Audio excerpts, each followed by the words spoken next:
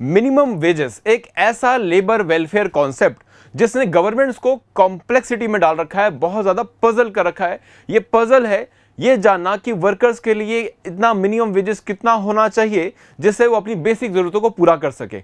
अगर हम world over level पे देखें तो इंडिया उन कंट्रीज में आता है जो बहुत ही कम या बहुत बेयर मिनिमम लेवल पर मिनिमम वेजेस जो है पे कर रही हैं। सो मच सो कि अगर हम इसे इंटरनेशनल लेवल पर भी कंपेयर कर लें तो इंडिया अपने पड़ोसी देश जैसे कि south east Asian countries Vietnam, Thailand and Myanmar, उनके मुकाबले भी बहुत कम पे कर रहा है। बल्कि ये कहें कि वियतनाम, थाईलैंड और अगर मलेशिया को अगर आप देखेंगे तो वो 3 गुना ज्यादा जो है, 2 से 3 गुना तक ज्यादा वो पे करते हैं इंडिया से। India on a monthly basis $95 ही पे कर रहा है to its workers, minimum wages की मैं यहां पे बात कर रहा हूं। सो अब हम जान लेते हैं, ये तो हमने देखा इंटरनेशनल लेवल पे क्या वेरिएशंस आ रही हैं। अगर हम नेशनल लेवल पे वेरिएशंस देखें कि इंडिया के बहुत अलग अलग जो राज्य हैं, स्टेट्स हैं, वहां पे क्या वेरिएशंस हैं, तो हम ये जान के हैरान होंगे। आप ये जान के देखिए, इसमें बहुत सारी वेरिएशंस आपको देखने को मिलेंगी। फॉर एग्जांपल पौंडीचेरी का नंबर आप देखेंगे बहुत कम आपको दिखेगा और वेरिएशंस में आपको दिखेगा दिल्ली बहुत ऊपर आता है। नाउ यहाँ पे 2 खास बातें आपको दिख रही होंगी। एक है that is proposed floor wage, जो कि हम चाह रहे हैं इंडिया में कि हम एक मिनिमम क्राइटेरिया सेट कर ही लें जहाँ पे सभी स्टेट्स और सभी सिटीज और सभी रीजन एटलीस्ट 178 रुपीज पे करें। ये अभी भी कोशिश है। और न्यू लेबर कोड और स्पेसिफिकली कोड ऑन वेजेस कोशिश कर रहा है एक national floor level minimum wage decide करने की, सेट करने की, जिसका हमको हमारी कोशिश है कि 375 रुपीज ऑन डेली बेसिस ये सेट हो जाए। ठीक है, अब इसमें वेरिएशन अगर हम देखेंगे तो मैं देश के 2 बड़े राज्यों की बात करूंगा या इकोनॉमिक एस्पेक्ट से अगर मैं 2 बड़े स्टेट्स की बात करूं, not with respect to territory itself. So अगर मैं दिल्ली का एग्जांपल यहां पे दूं तो दिल्ली में हम देखेंगे कि अनस्किल्ड सबसे कम जिनको मिलता है वेजेस, उनकी अगर हम बात करें तो दिल्ली जो है 16,700 के आसपास या 16,800 हम अगर एवरेज ले लें तो इतना वो पे कर रहे हैं। लेकिन इसी को अगर मैं गुजरात में देखूं तो गुजरात तो इसमें बहुत पीछे चल रहा है। वहां पे 11,700 के आसपास you have a minimum wages. So this is too low and this variation is very much. You can see around 6,000 रुपए का यहाँ पे आपको 5,000 रुपए का डिफरेंस मिल जाएगा। और ये डिफरेंस सिर्फ उन बड़े राज्यों की मैंने बात की। अगर मैं पौंडीचेरी को दिल्ली से कंपेयर करूंगा तो this difference will be huge and ऐसे मैं और स्टेट्स को कंपेयर करूंगा तो this difference will be very much. So बहुत सारी वेरिएशन है। एक कॉम्प्लेक्सिटी तो ये है जहां पे हम वेरिएशन देख रहे हैं और इसी के साथ हमारे पास दूसरी कॉम्प्लेक्सिटी है लॉस की। इंडिया में एट प्रेजेंट जो लेबर वेलफेयर या लेबर लॉ को रेगुलेट करने के लिए वेजेस को और मिनिमम वेजेस को रेगुलेट करने के लिए 4 बड़े एक्ट बने हुए हैं। That is payment of wages act, minimum wages act and साथ ही payment of bonus act and equal remuneration act. Now ये 4 एक्ट ही खास तौर पर इस्तेमाल किए जाते हैं for the implementation of the wages policies. Now अब ये कॉम्प्लेक्सिटी काफी ज्यादा हो चुकी है। हमने देखा वेजेस में वेरिएशन बहुत ज्यादा है, लॉज बहुत सारे बने हुए हैं। तो government under its new ambitious idea or plan or strategy policy that is new labour code 2020 में न्यू लेबर कोड आ चुके हैं और 2020 में बाकी 3 लेबर कोड आए। उससे पहले कोड ऑन वेजेस जो है ऑलरेडी पार्लियामेंट से पास हो चुका है 2019 में ही। Now code on wages in सारी कॉम्प्लेक्सिटी से छुटकारा दिलाने की कोशिश करता है और यही सारे प्रोविजन आज हमने डिस्कस करने हैं हमारी की कॉन्सेप्ट सीरीज में। आज की कॉन्सेप्ट सीरीज का तो मेन फोकस जो रहने वाला है वो रहने वाला है new labour code on wages और इसमें दिए गए कुछ इंपॉर्टेंट की कॉन्सेप्ट की, जिसमें खासतौर पे मैं 5 चीजों पर बात करूंगा। सबसे पहली बात कि न्यू लेबर कोड जो है स्पेसिफिकली कोड ऑन वेजेस जो है वो किन पर अप्लाई है और कहां तक की इसकी कवरेज है, एप्लीकेबिलिटी क्या है, ये हम देखेंगे। देन इसमें दिए गए कॉन्सेप्ट की बात करेंगे जिसमें मिनिमम वेजेस के बारे में बात करते हैं, जो national minimum wage settle decide करने की कोशिश करता है और उसकी कैलकुलेशन देखेंगे कि इसे कैलकुलेट कैसे किया जाता है। And then will talk about कि क्या ये हमारे अनऑर्गेनाइज सेक्टर को भी बेनिफिट करेगा, बिकॉज जितनी भी हम पॉलिसी बना लें वो अगर वो पॉलिसी है, एक्ट है, तो वो ऑर्गेनाइज सेक्टर पे डायरेक्टली अप्लाई हो जाता है, बट अनऑर्गेनाइज सेक्टर हमेशा उससे अछूता रहता है, जिसकी वजह से हमारे जो वर्कर्स, जो 92% वर्कर्स जो हमारे अनऑर्गेनाइज सेक्टर में काम करते हैं, उनको इसका कोई ज़्यादा लाभ या बेनिफिट नहीं मिल पाता। तो हम इस पर भी बात करेंगे। And then will talk about the new thing that is very much debated now, so much so कि गवर्नमेंट ऑफ इंडिया भी इस पे अब बात कर रही है कि हम एक नया क्राइटेरिया लेके आते हैं, दैट इज लिविंग वेजेस। इसको भी समझेंगे। तो these are all the key concept which we are going to discuss and I am Deepak Thakur will be covering them in totality.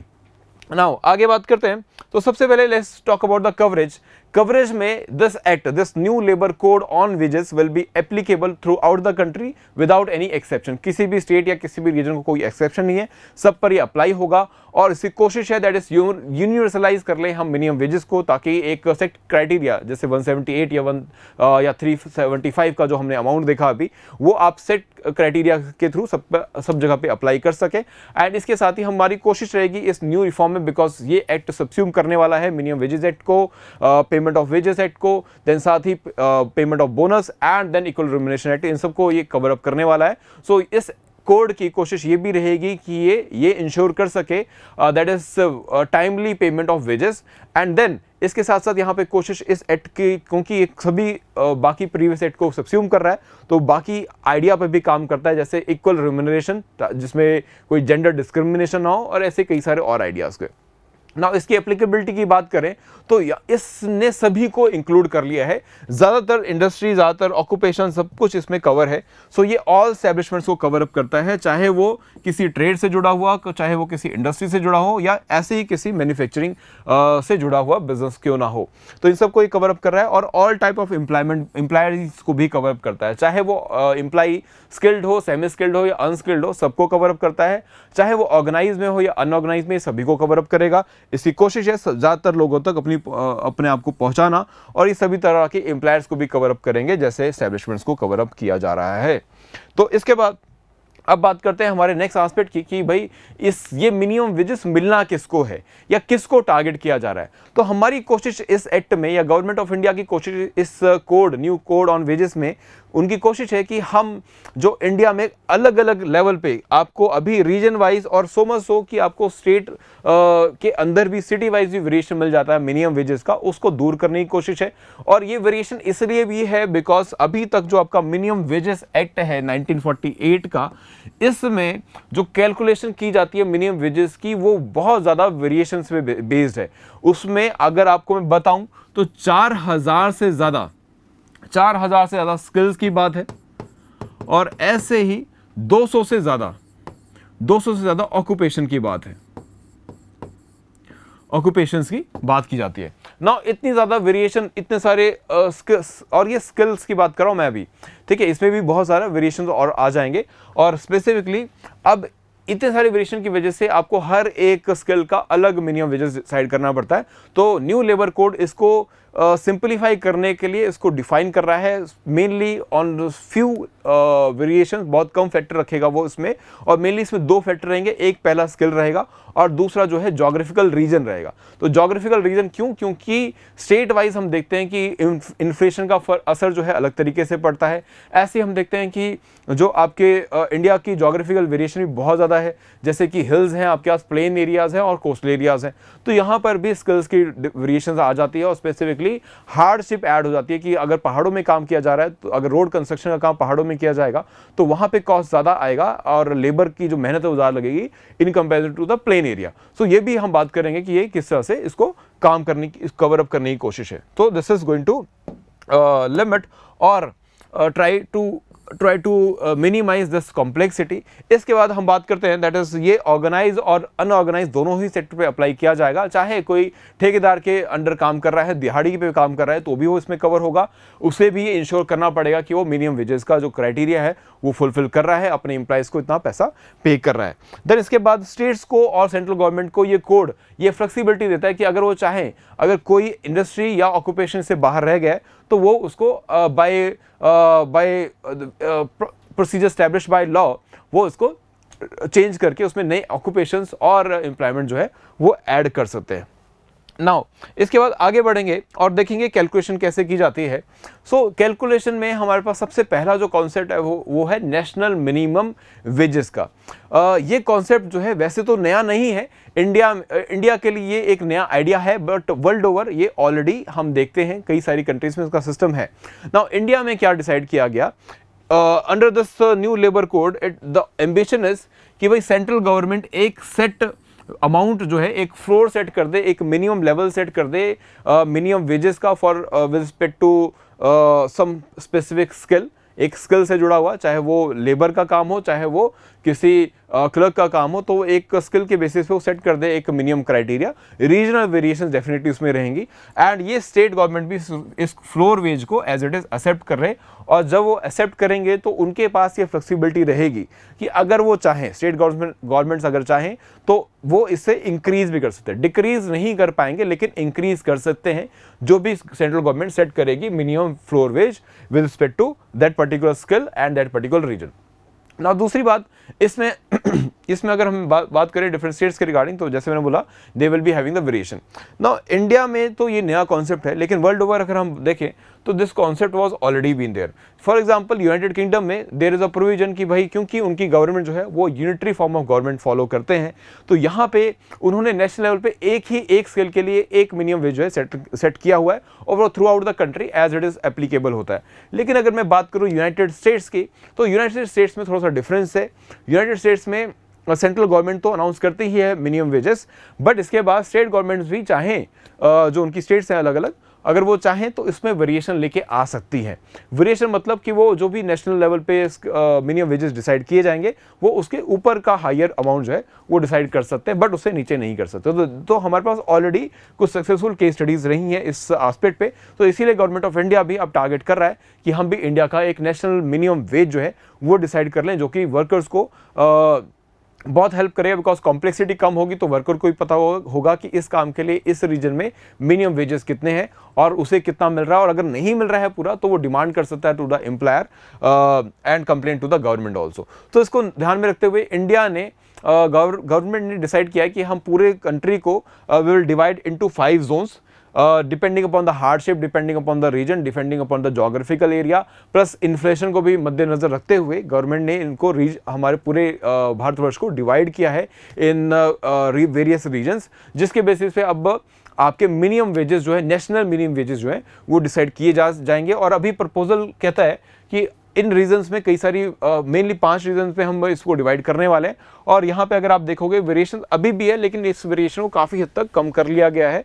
So that will depend upon the area and the requirement as such. ठीक है, सो अब इसमें हम क्या क्या factor ले रहे हैं, इसमें हम इन्फ्लेशन को फैक्टर लेते हैं, इसको हम हार्डशिप का फैक्टर लेते हैं, जैसे मैंने आपको बताया, geographical area and cost of living. Very important, cost of living को भी इसमें खास तौर पे ध्यान दिया जाता है कि दिल्ली में क्योंकि सिटी एरिया है तो वहाँ पे आपको कॉस्ट ऑफ लिविंग ज़्यादा है, आपको ज़्यादा की रिक्वायरमेंट ज़्यादा अमाउंट देने की रिक्वायरमेंट पड़ेगी, ताकि जो वर्कर है वो वहाँ से अपने आप को सस्टेन कर सके उस शहर की इन्फ्लेशन को देखते हुए, उस शहर की कॉस्ट ऑफ लिविंग को, जहाँ में अकोमोडेशन भी आ जाता है कि कहाँ रहेगा, खाना आ जाता है, और ऐसी और बाकी खर्च जैसे कि हेल्थ एक्सेट्रा। ठीक है, नाउ अगर यही कॉन्सेप्ट अगर हम अप्लाई करेंगे बिहार के किसी एरिया में, दरभंगा वगैरह हम किसी एरिया में अगर इसको अप्लाई करते हैं तो डेफिनेटली ये कम होगा, बिकॉज कॉस्ट ऑफ लिविंग वहाँ पे कम होगी। खासकर ये कम और हो जाएगी जब हम देखेंगे कि अगर दरभंगा की हम बात करें तो स्पेसिफिक एरिया की अगर हम बात करें तो वहाँ पे हो सकता है लेबर को रेंट पे रहने की जरूरत ना हो, तो उसमें हम उसका जो अकोमोडेशन का कॉस्ट है वो इंक्लूड नहीं करते। तो ये वेरिएशन होते हैं जिसके बेसिस पे डिसाइड किया जाता है कि मिनिमम वेजेस किस एरिया में कितनी होंगी। तो this is what you can see on the board also. Now इसके कैलकुलेशन पे के मेन फैक्टर्स क्या है। पहली बात, इसमें क्राइटेरिया जो फॉलो किए गए हैं वो स्किल और इंडस्ट्री के टाइप पर और स्किल पर डिसाइड किए जाएंगे, और जिसको मिनिमम करने की कोशिश है। बहुत सारा नंबर या बहुत सारे वेरिएशन स्किल्स को नहीं रखा जाएगा, कुछ स्पेसिफिक स्किल्स मेंशन किए जाएंगे और उसी के अकॉर्डिंग डिसाइड किया जाएगा। देन इसके बाद हमारे पास दूसरा आता है, दैट इज जैसे मैंने आपको बताया कि ये हार्डशिप पे भी डिपेंड करेगा कि उस काम को करने की डिफिकल्टी लेवल किस एरिया में कितनी है, एंड अकॉर्डिंगली उस रीजन में उस स्किल के लिए स्पेसिफिक अमाउंट जो है वो डिसाइड किया जाएगा as a minimum wages. Now इसमें प्राइस वेरिएशन जो है वो कंसिडर की जाएगी। अगर आपने जीएस में पढ़ा है दैट इज प्राइस वेरिएशन को कैलकुलेट करने का इंडिकेटर, तो हमारे पास CPI आता है, कंज्यूमर प्राइस इंडेक्स, इसी से लिंक करके जो है मिनिमम वेजेस को भी इससे लिंक किया जाएगा, और इसके कई सारे और जो वेरिएशंस हैं CPI के उससे लिंक किया जाएगा, ताकि हम मिनिमम वेजेस जो है इंश्योर कर सकें, और इतना इंश्योर कर सकें कि अगर किसी एरिया की इन्फ्लेशन जो है ज़्यादा है तो उसके हिसाब से मिनिमम वेजेस को भी इंक्रीज़ किया जा सके, और जो भी इन्फ्लेशन का ट्रेंड चल रहा है उसके अकॉर्डिंग इसे इंक्रीज़ या चेंज किया जा सके। ना इसमें खास बात हम इस पे भी फोकस करते हैं कि CPI आप कहाँ पे कैसे अप्लाई करें, दैट विल वेरी, बिकॉज जैसे मैंने बोला कि यहाँ पे एकोमोडेशन की रिक्वायरमेंट नहीं है, तो वहाँ पे एग्रीकल्चर लेबर पे अलग तरीके से अप्लाई होगा, इंडस्ट्रियल लेबर पे अलग तरीके से अप्लाई होगा, and you will be having the various other variations. इसको कवर अप करने के लिए एक जो इंपॉर्टेंट आस्पेक्ट देखते हैं हम, जो एम्प्लॉयर्स फॉलो करते हैं, वो है डियरेंस अलाउंस देने का। डियरेंस अलाउंस या डीए देकर इन्फ्लेशन से एडजस्ट किया जाता है वेजेस को, ताकि जो इन्फ्लेशन हो रही है उससे हम मैच कर सकें और जो वर्कर है वो अफोर्ड कर सके कई सारी जो ज़रूरत की चीज़ें हैं उन्हें। ना ये बात हुई कैलकुलेशन के रिगार्डिंग। अब इसके बाद मैं आता हूँ अनऑर्गेनाइज सेक्टर पे। जैसे मैं बोला कि इंडिया का 92% जो वर्कर है, 92% वर्कर वो अनऑर्गेनाइज सर्कल में या अनऑर्गेनाइज सेक्टर में काम करता है। सो इसकी वजह से बहुत मुश्किल है उनके ऊपर कोई रूल्स रेगुलेशन के थ्रू उनको प्रोटेक्ट करना, क्योंकि एम्प्लॉयर का ही नहीं पता तो आप अप्लाई कैसे करेंगे कोई भी रूल रेगुलेशन। बट यहाँ पर नेशनल मिनिमम फ्लोर वेज जो डिसाइड करने की कोशिश कर रहा है न्यू लेबर कोड, वो कहता है कि अनऑर्गेनाइज वर्कर्स पे भी अप्लाई होगा और किसी अनऑर्गेनाइज वर्कर को अगर लगता है कि उसको मिनिमम वेजेस नहीं मिल रहे हैं तो वो कंप्लेंट कर सकता है to the government through various channels. And इसमें हम बात करेंगे आगे चल के एक नए टर्मिनोलॉजी की जो बात करेगा फैसिलिटेटर की, ठीक है। एक इंस्पेक्टर की जगह हम फैसिलिटेटर का रोल यहाँ पे देखेंगे। नाउ इसको अप्लाई करने के लिए अभी तक जैसे मिनिमम वेजेस एक्ट हो गया या आपके वेरियस अदर एक्ट्स हो गए, इनको अप्लाई करने की अभी जो रिस्पॉन्सिबिलिटी आती है वो आती है गवर्नमेंट की इन्फोर्समेंट एजेंसीज के पास, जैसे कि आपका labour commissioner and labour commission, जो कि अलग स्टेट्स में और सेंट्रल लेवल पे भी काम करते हैं। और उसमें अपॉइंट किए जाते हैं कई सारे इंस्पेक्टर्स जो इंस्पेक्ट करते हैं फैक्ट्रीज को जाकर और वर्कर्स के कॉन्टेक्ट में आते हैं, ताकि उनको बता सके कि कहाँ पर ताकि उनको रिपोर्ट कलेक्ट कर सकें कि कहाँ पर कौन सी फैक्ट्री रूल्स को फॉलो कर रही है या एक्ट को अप्लाई कर रही है या नहीं। लेकिन जब बात आती है इस ऑफिसर की तो इससे बोला जाता है इंस्पेक्टर, और इंस्पेक्टर के नाम से ही लोग घबरा जाते हैं, क्योंकि हमें उसके हाथ में दिखता है एक डंडा जो कि तेल लगाया हो सकता है।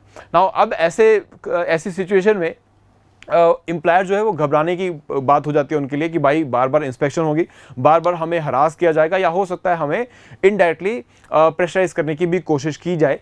तो इसको इजी करने के लिए गवर्नमेंट ने बोला कि इंस्पेक्टर वर्ड ही हटा दो, इसकी जगह हम वर्ड यूज़ करेंगे दैट इज़ फैसिलिटेटर।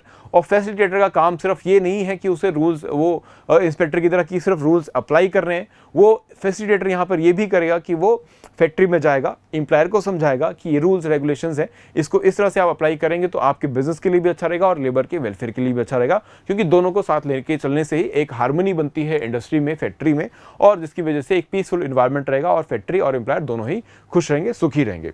नाउ अब इसके बाद हम बात करते हैं अपने एक लास्ट कॉन्सेप्ट की, जिसमें खास बात आती है that is the concept of living wages. अभी रिसेंट न्यूज़ है कि government of India is considering for a new concept that is living wages instead of going for the minimum wages। तो minimum wages का जो criteria है उसमें mainly focus रहता है कि क्या आप एक लेबर के खाने की जरूरत पूरी कर पा रहे हैं, क्या आप उसके रहने की जरूरत पूरी कर पा रहे हैं, क्या आप उसके एक कपड़े या उसकी बाकी जो बेसिक रिक्वायरमेंट्स है वो पूरी कर पा रहे हैं कि नहीं।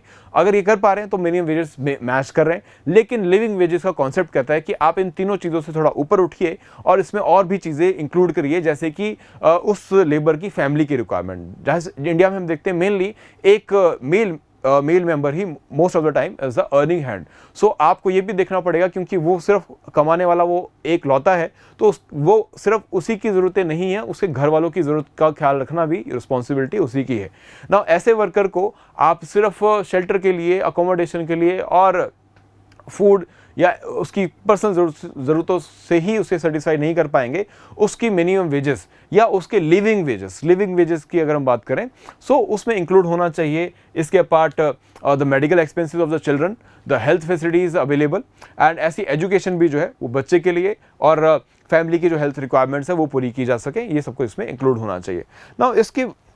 तो इस कैलकुलेशन के बेसिस पे ये बताया गया कि जो मिनिमम वेजेस इंडिया में अभी बात जिसकी चल रही है with respect to living wages, तो लिविंग वेजेस में इंडिया में अभी कैलकुलेशन किया गया कि 2018 के हिसाब से अगर हम लो स्किल वर्कर्स के क्राइटेरिया को देखें तो on the monthly basis it comes out around 10,900, और जो कि 351 पर डे बनता है ना। ये बहुत ही कम है, 351 per day is a very low amount. But आपने जो अभी वेरिएशन देखी थी जहाँ पे 178 से वेरिएशन शुरू हो जाता है, तो अगर उस सोच से हम समझेंगे तो हमें लगेगा कि ये एक अच्छा नंबर है जो कि अप्लाई किया जा सकता है, ताकि हम एटलीस्ट लिविंग वेजेस में के मेथड पे अब आ जाएं, जो कि वर्ल्ड ओवर अब बहुत पॉपुलर हो चुका है। नाउ ये तो बात हो गई with respect to the government idea. लेकिन अगर हम बात करें कई सारी ट्रेड यूनियंस की और कई सारे कमीशंस की दी हुई रिपोर्ट की, तो वहाँ पे हमें वेरिएशन और भी ज़्यादा दिख जाता है। जैसे कि all India trade union Congress, all India trade union Congress जो वर्कर्स के लिए एक बहुत बड़ा प्लेटफॉर्म है और इंडिया की बड़ी सेंट्रल ट्रेड यूनियंस में आता है, उनका मानना है कि जो मिनिमम वेजेस आप सेट कर रहे हैं वो मिनिमम मंथली अगर बेसिस हम देखें तो वो 21,000 के आसपास होना चाहिए।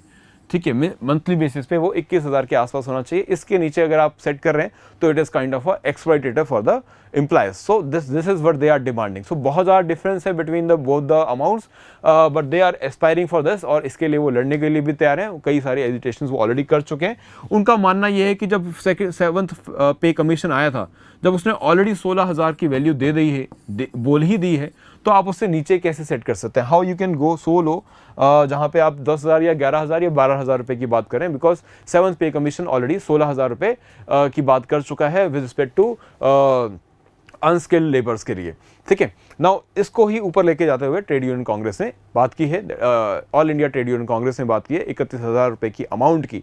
नाउ आई होप आपको सभी कॉन्सेप्ट जो हैं वो associated with minimum wages act cover up हो गए होंगे, या मिनिमम वेजेस जो है उसके रिगार्डिंग कवर अप हो गए होंगे। ये कॉन्सेप्ट आज हमारा फोकस था on new labour code, specifically code on wages पे, और ये सारी कोशिश हमारी जो है वो है आपके एग्जाम को टारगेट करने के लिए। दैट इज फॉर APFC जो कि यूपीएससी कंडक्ट कर रहा है, EPFO, EO, AO plus APFC। हम इन सभी एग्जाम्स को टारगेट कर रहे हैं और ये की कॉन्सेप्ट सीरीज की कोशिश यही है कि हर वो इंपॉर्टेंट की कॉन्सेप्ट जो आपके इस एग्जामिनेशन में आ सकता है वो हम कवर अप कर लें इस सीरीज में। अगर आप नए हो इस वीडियो से ही आपने इस सीरीज की शुरुआत की है, तो अभी तक हम 11 सेशन कर चुके हैं इसको इंक्लूड करके, तो उनको भी सबको कवर अप कीजिए और नोट्स बनाइए उनके, बिकॉज वो बहुत ज़्यादा यूजफुल रहेंगे। और साथ ही साथ आपको इस नोट मेकिंग में हेल्प करने के लिए हमारा टेलीग्राम चैनल भी है, सक्सेस ट्री के टेलीग्राम चैनल पर आप जा सकते हैं। इस वीडियो के लिंक में आपको डिस्क्रिप्शन में वो लिंक मिल जाएगा, और जब आप टेलीग्राम चैनल पर सब्सक्राइब कर लेंगे, एनरोल कर लेंगे अपने आप को, सो वहाँ पर आपको इस PPT PDF भी मिल जाएगी, और ऐसी कई सारे रिलेटेड कंटेंट जो है हम आपको प्रोवाइड करते हैं। और अगर आपको लग रहा है कि आपका इंडस्ट्रियलाइजेशन, लेबर लॉ और अकाउंटिंग, ये दो मेन सब्जेक्ट जो अभी EPFO के इस एग्जाम के लिए बहुत ज़्यादा इंपॉर्टेंट है, अगर आपको लग रहा है कि इस पर तैयारी कम है, तो आप हमारा स्पेसिफिक कोर्स परचेज कर सकते हो, जहाँ पे हम स्पेसिफिकली लेबर लॉज, इंडस्ट्रियलाइजेशन और सोशल सिक्योरिटी प्लस अकाउंटिंग पढ़ा रहे हैं। और ये अभी लाइव कोर्स चल रहा है, तो you can enrol fast so that you can attend the live classes.